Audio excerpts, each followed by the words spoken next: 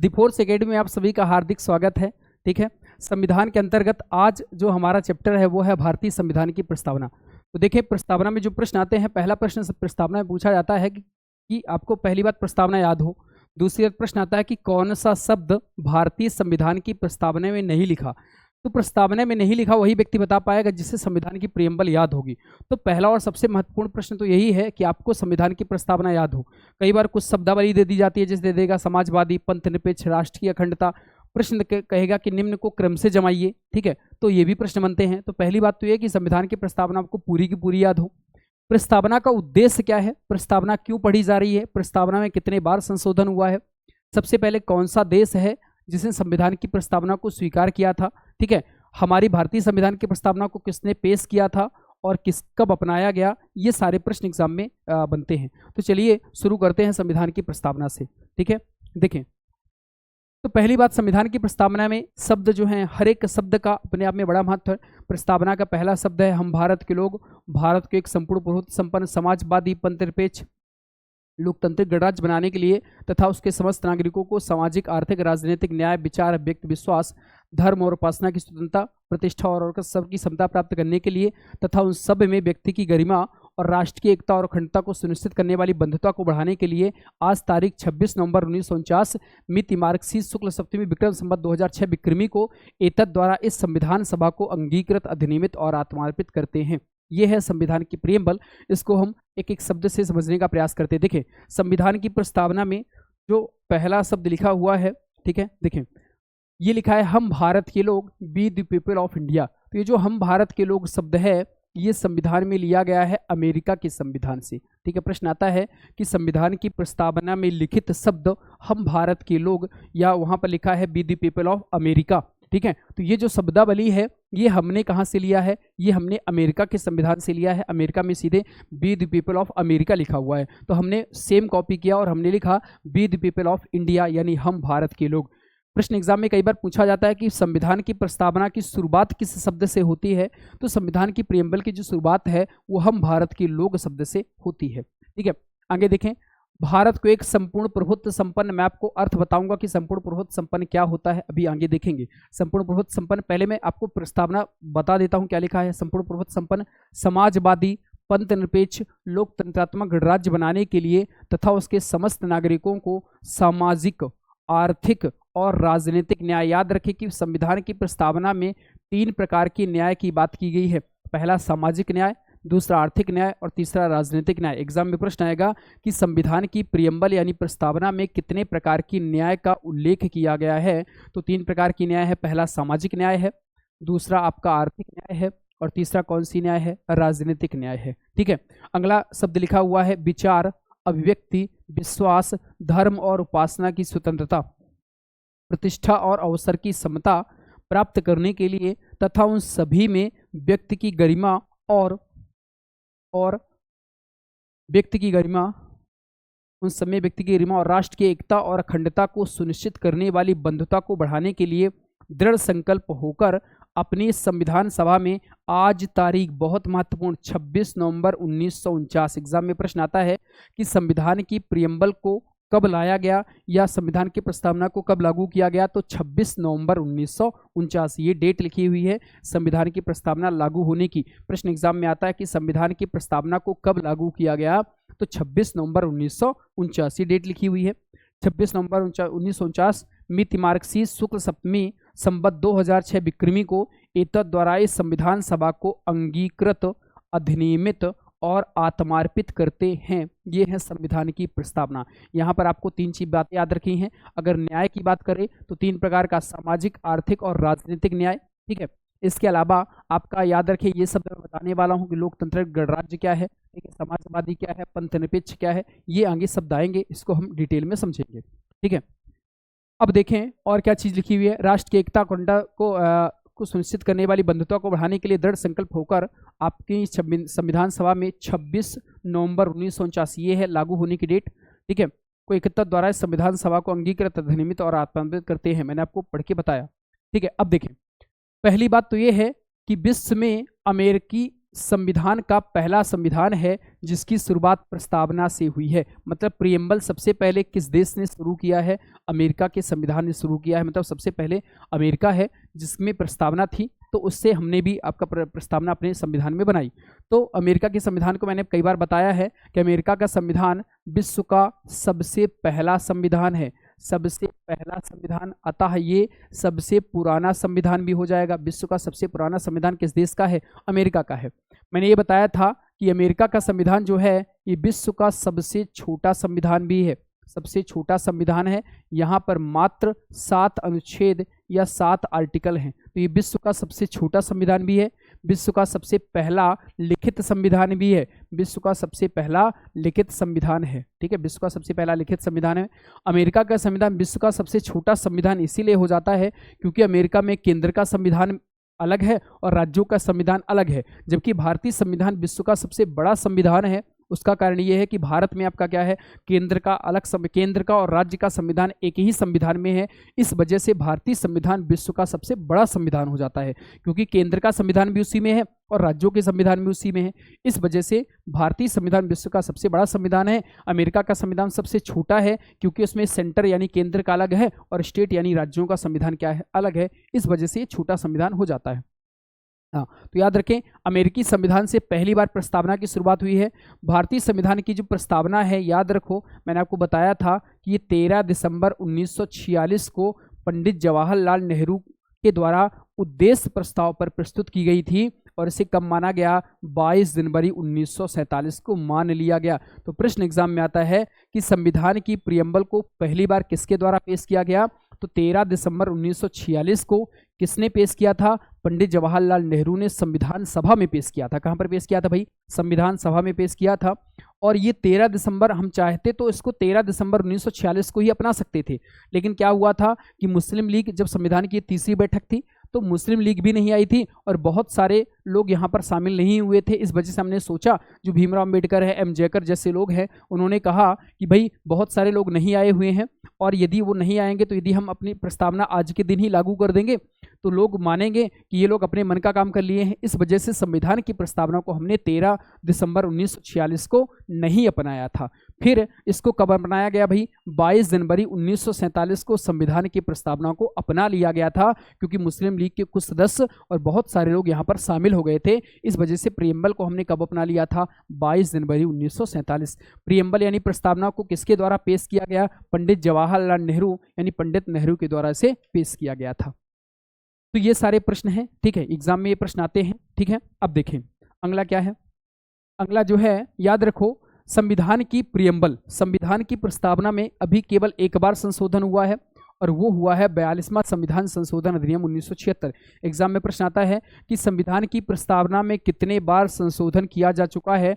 तो संविधान की प्रस्तावना में केवल एक ही बार संशोधन हुआ है और वो कौन सा नंबर का संविधान संशोधन था? 42वां संविधान संशोधन कब किया गया? 1976 में किया गया।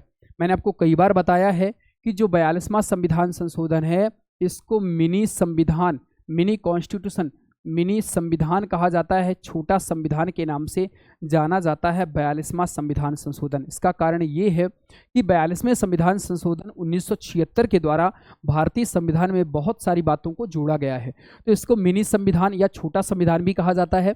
हमने संविधान की प्रस्तावना में केवल एक बार संशोधन किया है और वह है 42वां संविधान संशोधन अधिनियम 1976। और इस संविधान संशोधन के द्वारा हमने 3 शब्द जोड़े थे, समाजवादी, दूसरा पंथ निरपेक्ष और तीसरा राष्ट्र की अखंडता। तीसरा कौन सा शब्द जोड़ा था भाई? राष्ट्र की अखंडता शब्द को जोड़ा था। तो प्रश्न याद रखो, प्रश्न आएगा कि संविधान की प्रस्तावना में कितने बार संशोधन किया गया है? एक बार संशोधन किया गया है। कौन सा संविधान संशोधन था? 42वां संविधान संशोधन 1976। 42वां संविधान संशोधन को क्या कहा? मिनी संविधान कहा हमने। फिर हमने कहा कि जब एक ही बार संशोधन हुआ तो क्या क्या जोड़ा हमने? तो समाजवादी शब्द जोड़ा, पंथ निरपेक्ष शब्द जोड़ा और राष्ट्र की अखंडता शब्द जोड़ा। ये सारे एग्जाम में प्रश्न आ चुके हैं। ठीक है, तो 3 शब्द हमने जोड़े थे। ठीक है, अगला देखें। अब देखें, प्रस्तावना में संविधान के मूल दर्शन के साथ साथ उन पर आधारित राजनीतिक, नैतिक, दार्शनिक मूल्यों को भी क्या किया गया है? समाहित किया गया है। जिन पर हमारा संविधान आधारित है। मतलब हमने मूल दर्शन तो लिए ही हैं, मूल दर्शन के साथ साथ हमने राजनीतिक विचार लिए हैं, नैतिक विचार लिए हैं और दार्शनिक विचारों को भी संविधान की प्रस्तावना में क्या किया है, शामिल किया है।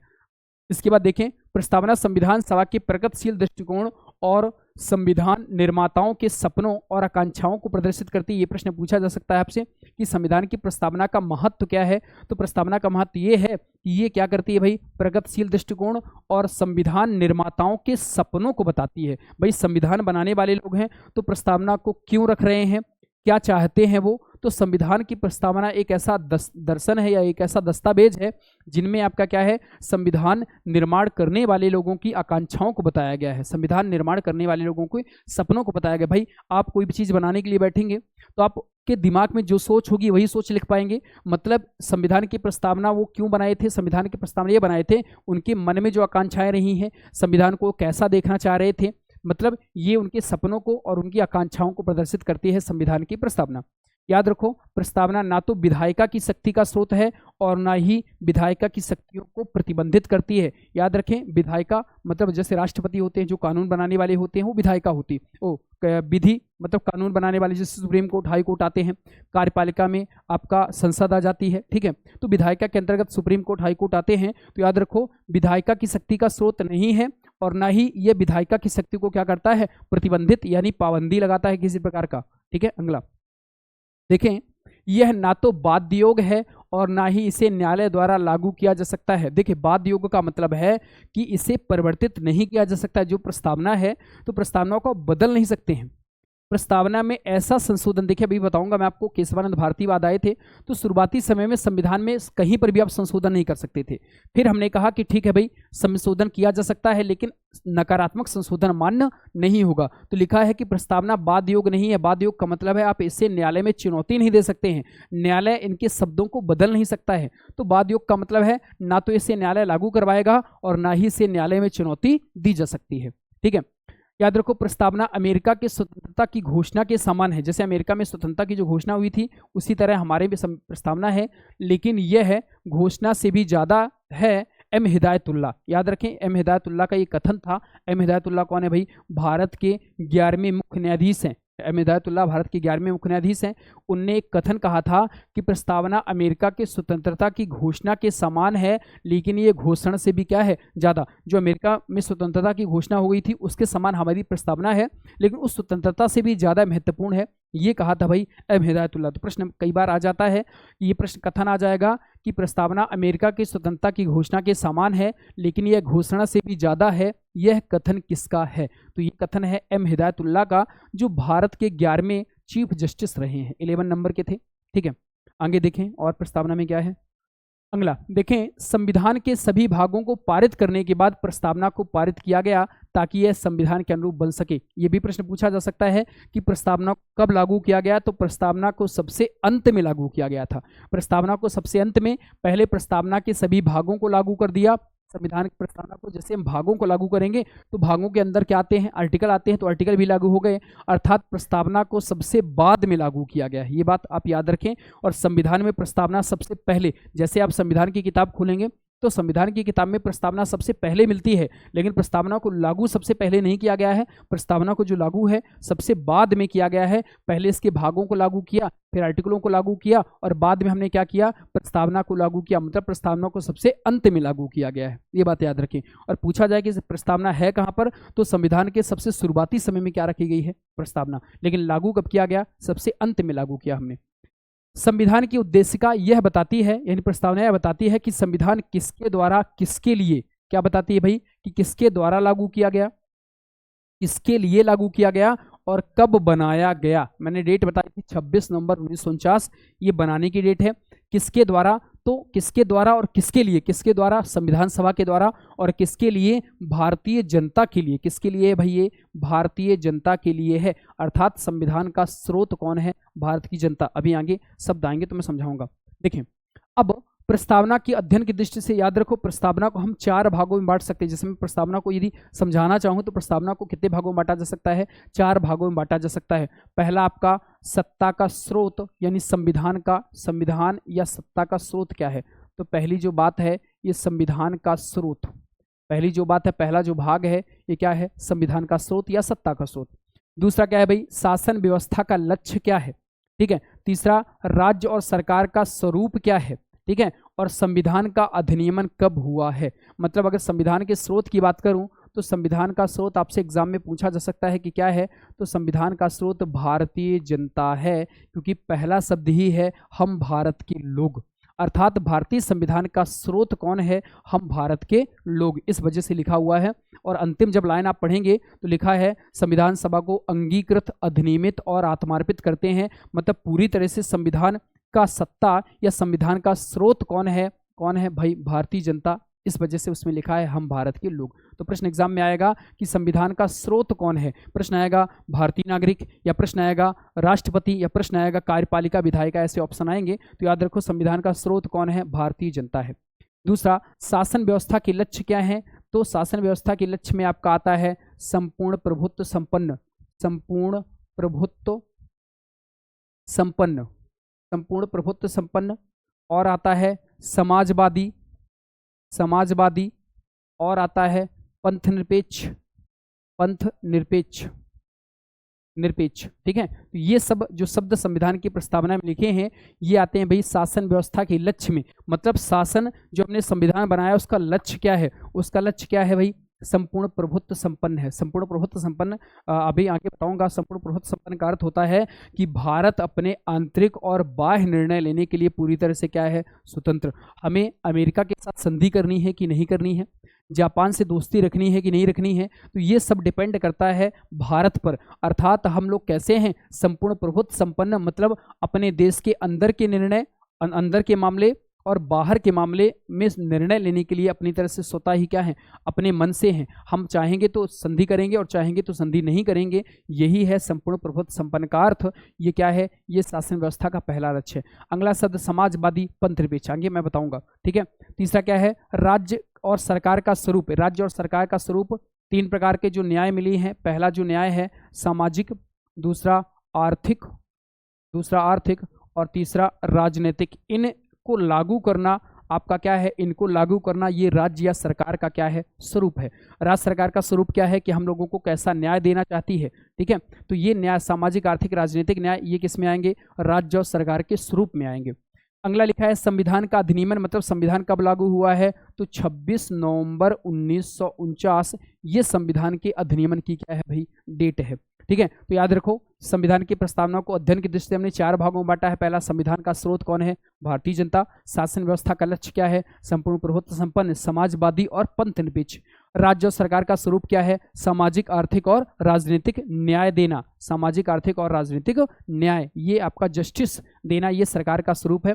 और संविधान का अधिनियमन कब हुआ है भाई, 26 नवंबर 1949 को संविधान का क्या है, अधिनियमन। अब शब्दावली समझने का प्रयास करेंगे हम। देखो लिखा है भाई संविधान का स्रोत, मैंने आपको पहले भी बताया था कि संविधान का स्रोत भारतीय जनता है, इस वजह से लिखा है संविधान की प्रस्तावना हम भारत के लोग से प्रारंभ होती है। हम भारत के लोग से तात्पर्य है कि संविधान का निर्माण भारत के लोगों के द्वारा और भारतीय लोगों के लिए किया गया है, और यह लोकप्रिय संप्रभुता की अवधारणा पर क्या देता है, बल देता है। तो मैंने पहले ही शब्द में बता दिया था, आपसे प्रश्न पूछा जाएगा कि संविधान का स्रोत कौन है, तो वो भारतीय जनता है। क्लियर है कि नहीं, ठीक। क्यों, क्योंकि जो संविधान है वो संविधान की जो प्रस्तावना है वो भारतीय लोगों के द्वारा बनाई गई है और भारतीय लोगों के लिए बनाई गई है। आज से आप जब से संविधान की प्रस्तावना पढ़ लेते हैं तब से आपका क्या है, आप लोग जान जाते हैं कि संविधान के स्रोत कौन है, हम भारतीय हैं और हमारे द्वारा ही प्रस्तावना बनाई गई है और हमारे द्वारा ही प्रस्तावना को लागू किया गया है। क्लियर है कि नहीं। अगला, भारतीय संविधान का स्रोत जनता है और राजनीतिक सत्ता अंतिम रूप से, याद रखो, राजनीतिक सत्ता अंतिम रूप से किसमें निहित है भाई, जनता में निहित है। मतलब पूरी तरह से प्रस्तावना किस पर बल देती है, भारतीय जनता पर बल देती है। दूसरे शब्दों में जनता शासक भी है और शासित भी है। जनता शासक भी है का मतलब है जनता शासन करने वाली भी है और जनता के ऊपर शासन भी होता है। ये शब्द लिखा है शासक और शासित, ठीक है। मतलब कौन है संविधान में अंतिम रूप से महत्वपूर्ण, कौन है, भारतीय जनता। अब देखें प्रस्तावना के घटक कौन कौन से हैं, तो मैंने आपको बताया था कि संविधान का स्रोत तो बता ही दिया कि संविधान का स्रोत कौन है, भारत के लोग हैं, ठीक है। अगला लिखा है भारतीय राज्य की प्रगति, प्रगति कैसी है, तो मैंने आपको बताया था कि हमारी प्रगति कैसी है, संपूर्ण प्रभुत्व संपन्न, संपूर्ण प्रभुत्व संपन्न, समाजवादी, पंथ निरपेक्ष और लोकतंत्रात्मक गणराज्य, ये हमारी कैसी है प्रकृति। जो मैंने प्रस्तावना को 4 भागों में बांटा था, तो ये पहला भाग था, ये दूसरा भाग था, ये तीसरा भाग था, और ये क्या था भाई, चौथा भाग था। ये रहे। तो पहला भाग हमने पढ़ा कि संविधान की शक्ति किसमें है, भारतीय जनता में है। दूसरा, संविधान की प्रगति कैसी है, तो संपूर्ण प्रभुत्व संपन्न। ये बहुत महत्वपूर्ण शब्द है। देखो, संपूर्ण प्रभुत्व संपन्न, इसका अर्थ होता है कि भारत अपने आंतरिक और बाह्य निर्णय लेने के लिए पूरी तरह से क्या है, स्वतंत्र है। भारत अपने आंतरिक एवं बाह्य निर्णय लेने के लिए पूरी तरह से क्या है, पूरी तरह से स्वतंत्र है। अर्थात हमें किस देश के साथ, अपने देश के अंदर कौन से काम करने हैं, देश के बाहर क्या करना है, ये स्वतः ही हम निर्णय लेने के काबिल हैं। यही अर्थ क्या होता है भाई, संपूर्ण प्रभुत्व संपन्न का। तो संपूर्ण प्रभुत्व संपन्न का अर्थ क्या होता है कि भारत अपने आंतरिक मतलब अंदर वाले पूरे निर्णय है, हमें देश के राज्यों के अंदर क्या करना है, और बाहर का मतलब है अमेरिका के साथ संधि करनी है, जापान के साथ संधि करनी है, किससे दोस्ती तोड़नी है, किससे दोस्ती रखनी है। अर्थात हम ये सारे निर्णय लेने के लिए पूरी तरह से क्या है, स्वतंत्र हैं। यही होता है संपूर्ण प्रभुत्व संपन्न का अर्थ। दूसरा, समाजवादी जो होता है, देखें, एक समाजवादी होता है, मतलब समाजवादी का जो अर्थ होता है, समाजवादी का अर्थ, पहला अर्थ तो ये होता है कि जो अंतिम सब कुछ है तो आपका समाज पर डिपेंड नहीं करता। समाजवादी का अर्थ है कि जैसे भारतीय जनता जो है ये समाज, देखो एक समाजवादी होती है, ठीक है, ये ठीक है, देखो समाजवादी में आएगा आपका कि समाज पर आधारित है, मतलब भारतीय समाज में आप किसी भी व्यक्ति के आपका क्या है, गरिमा को बनाए रखेंगे। ठीक है, भारतीय समाज में ऐसा नहीं कि आपको जैसे नौकरी दे दी गई है तो आपको सम्मान पूर्वक उस नौकरी को छोड़ने का क्या है, होगा अधिकार। ऐसा नहीं कि आपको जबरदस्ती बर्खास्त कर दिया जाएगा। ठीक है, दूसरी बात, तो समाज में आप इज्जत और पूरे सम्मान से रहेंगे, ये समाजवादी का अर्थ होगा। ठीक है, देखो, और दूसरा अर्थ ये भी होता है कि समाजवादी का अर्थ होता है कि जो शासन पर डिपेंड होता है, समाजवादी होता है शासन पर जो डिपेंड होगा, मतलब भारतीय जनता जो काम करना चाहे, यानी उत्पादन के स्रोत पर, उत्पादन के स्रोत, जो उत्पादन के स्रोत होंगे, उत्पादन के स्रोत, उन पर आपका सरकार का नियंत्रण होगा। ठीक है, उत्पादन के स्रोत पर किसका नियंत्रण होगा भाई, सरकार का प्रभुत्व होगा। ठीक है, उत्पादन के स्रोत जैसे भूमि है, पूंजी है, ठीक है, तो इन पर यदि डिपेंड होगा तो किस पर डिपेंड होगी, सरकार का। अर्थात आपको कितना बोना है, कितना उपजाना है, ये सब सरकार ही तय कर पाएगी। ठीक है, जब सरकार को गेहूं की आवश्यकता होती है तो सरकार बोल देती है कि भाई कि गेहूं पर आप जीडीपी बढ़ा दीजिए, आपको सरकार क्या है, आपको गेहूं जब महंगा हो जाता है या सरकार कह देती है कि भाई हम गेहूं पर क्या है, गेहूं को 40 रुपये करो खरीदेंगे, 20 रुपये, तो ये सब डिपेंड करती है सरकार समाजवादी पर। समाजवादी का मतलब है कि जो उत्पादन के साधन होंगे यदि उस पर निजी स्वामित्व हो जाए, निजी स्वामित्व हो जाए, तो ये जो व्यवस्था है ये कहलाती है पूंजीवादी। ठीक है, ये जो व्यवस्था कहलाती है पूंजीवादी, और यदि सरकार का अधिकार हो जाए तो वो कहलाती है समाजवादी। देखिए, इसको मैं स्लाइड के माध्यम से आपको समझाने का प्रयास करता हूँ। ठीक है, देखिए, दो प्रकार की शब्दावली हैं। ठीक है, एक पूंजीवादी है, पूंजीवादी, और एक शब्द कहलाता है समाजवाद, समाजवाद। ठीक है, अब सुनना, देखिए यहां पर मैंने रखा है उत्पादन के साधन, उत्पादन के साधन। तो उत्पादन के साधन 3 प्रकार के होते हैं। ठीक है, पहला होता है भूमि जिससे उत्पादन होता है, दूसरा होता है श्रम, और तीसरा होता है भाई पूंजी। ठीक है, पैसा। तो यदि उत्पादन के साधनों पर यानी भूमि, श्रम, पूंजी पर यदि निजी स्वामित्व हो जाए, निजी व्यक्तियों का यदि अधिकार हो जाए, तो निजी व्यक्तियों का अधिकार होने पर वो शासन, वो व्यवस्था क्या कहलाती है, पूंजीवादी। और यदि इन्हीं उत्पादन के साधनों पर सरकार का अधिकार हो जाए, उत्पादन के साधनों पर यदि सरकार का अधिकार हो जाए, तो वो व्यवस्था क्या कहलाती है, समाजवाद कहलाता है। ठीक है, तो याद रखो, जो अमेरिकी व्यवस्था है या अमेरिकी अर्थव्यवस्था है, अमेरिकी अर्थव्यवस्था है वो किस पर अर्थव्यवस्था है, पूंजीवादी पर आधारित है। अमेरिकी जो अर्थव्यवस्था है वो पूंजीवाद पर आधारित है।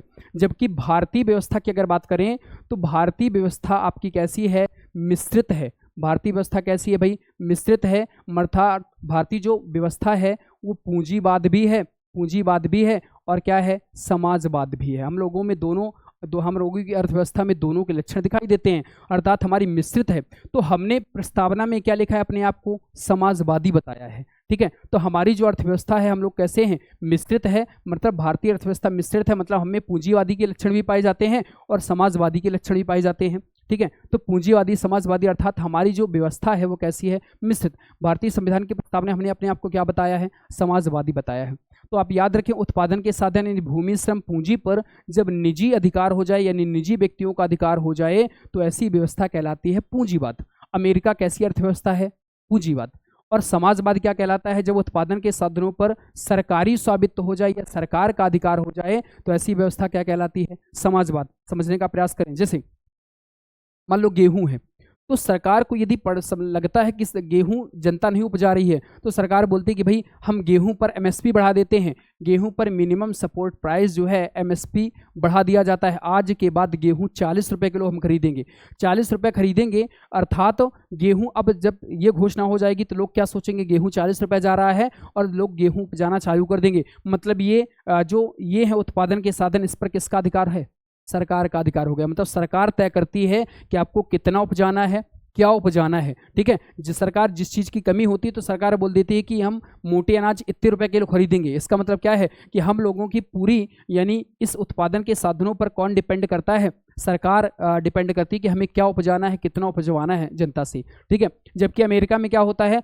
अमेरिका में इन चीज़ों पर निजी व्यक्तियों का अधिकार होता है। मतलब जैसे अमेरिका में आपका गेहूँ, जैसे देखो दूसरी बात, भारतीय हमने समाजवाद तो मैंने दिखा दिया, पूंजीवादी लक्षण कहाँ पर है, पूंजीवादी भारतीय समाज में ये लक्षण है कि जैसे कार है तो कार की कीमत कार बनाने वाला तय करता है कि हमें 10 लाख की कार बेचनी है कि 20 लाख की कार बेचनी है, सरकार को इस पर कोई हस्तक्षेप नहीं होता है। तो ये भारतीय समाज में कौन सा लक्षण है, पूंजीवाद। और सरकार हमसे कितना उपजवाना चाहती है, ये कौन सा लक्षण है, समाजवाद। इस वजह से हम में कौन से लक्षण पाए जाते हैं, दोनों प्रकार की यानी मिश्रित अर्थव्यवस्था के लक्षण पाए जाते हैं। जबकि अमेरिका में कार की कीमत क्या तय करनी है, ये कौन तय करता है, ये निजी मालिक तय करते हैं, निजी मालिक तय करते हैं, वहां पर सरकार का कोई हस्तक्षेप नहीं होता है, ठीक है। तो ये कौन से लक्षण कहलाते हैं, पूंजीवादी। तो अमेरिकी व्यवस्था कैसी है, पूंजीवादी। भारतीय व्यवस्था कैसी है, समाजवादी। भारतीय व्यवस्था कैसी है, मिश्रित, मतलब पूंजीवादी भी है, समाजवादी। संविधान में हमें कैसा बताया गया है, संविधान में हमें कैसा बताया गया है, समाजवाद। क्लियर है कि नहीं। तो ये है पूंजीवाद और समाजवाद। जब उत्पादन के साधनों यानी भूमि श्रम पूंजी पर निजी अधिकार हो तो पूंजीवाद, और ये जब सब कुछ सरकार तय करे तो कौन सा, समाजवाद, ठीक है। हाँ, सब कुछ सरकार तय करे तो कौन सा कहलाता है, ये समाजवाद कहलाता है, ठीक है। बोर्ड कहाँ से जाएगा,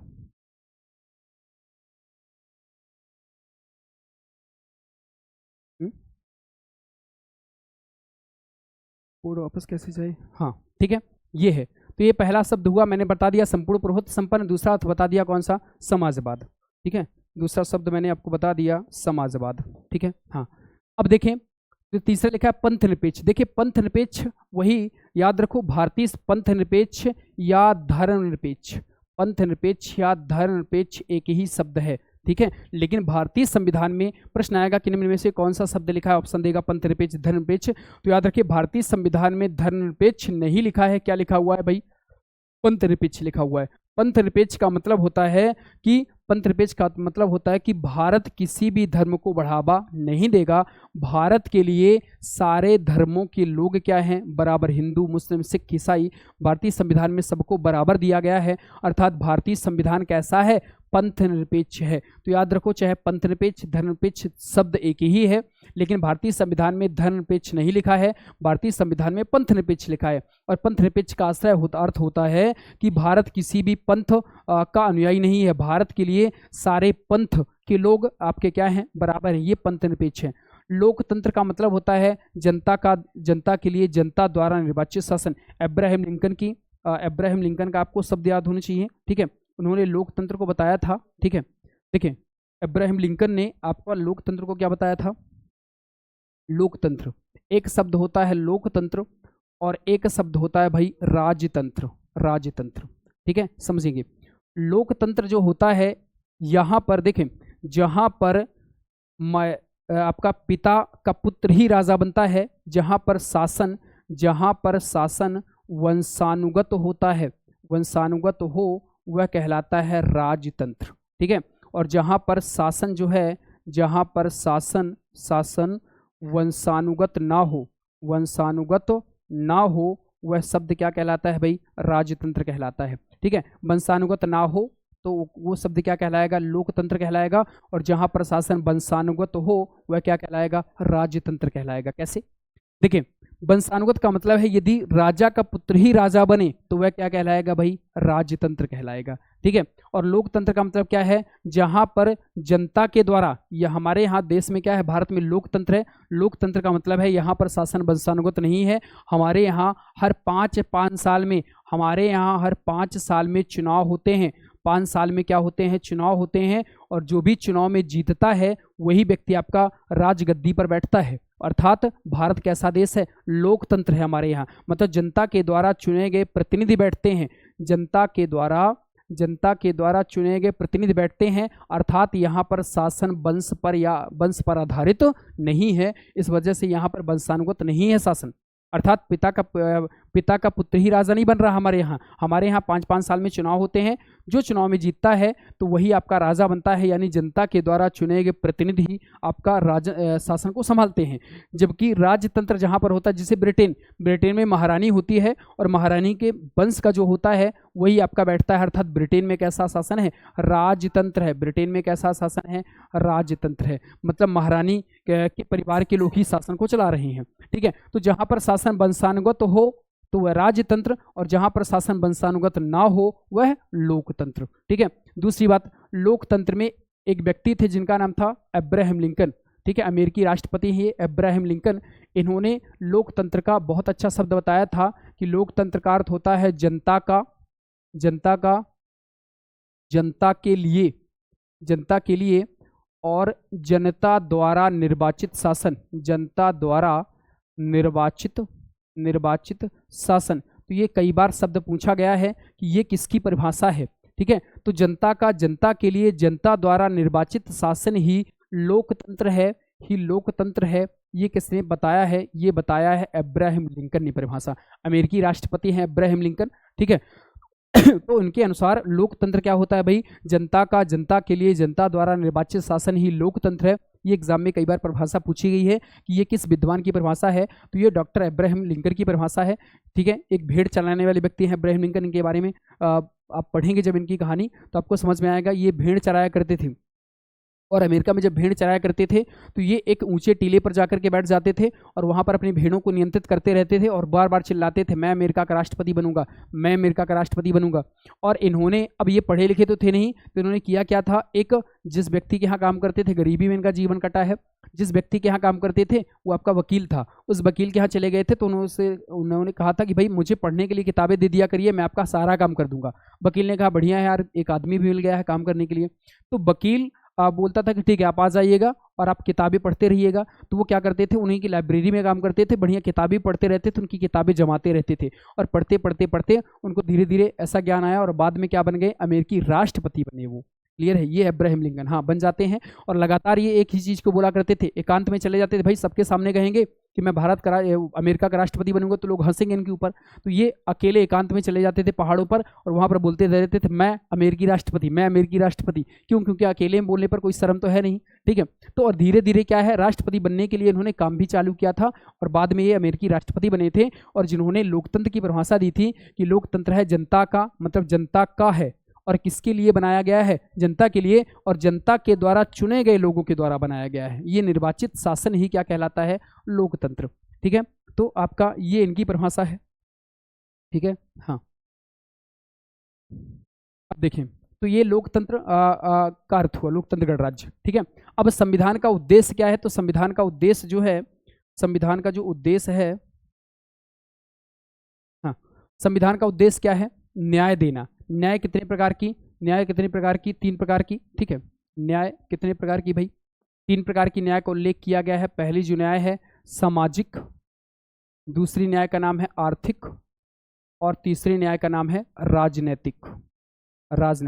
तो प्रश्न आएगा प्रियम्बल में कितने प्रकार की न्याय के बारे में बताया गया है, 3 प्रकार की। समाज के रूप में लोगों को न्याय देना है, आर्थिक रूप में लोगों को न्याय देना है, और राजनीतिक रूप में। सामाजिक रूप का न्याय का मतलब है समाज में सारे धर्मों के लोगों के लिए या सब के लिए आपका क्या है, सब कुछ बराबर है, ये सामाजिक न्याय है।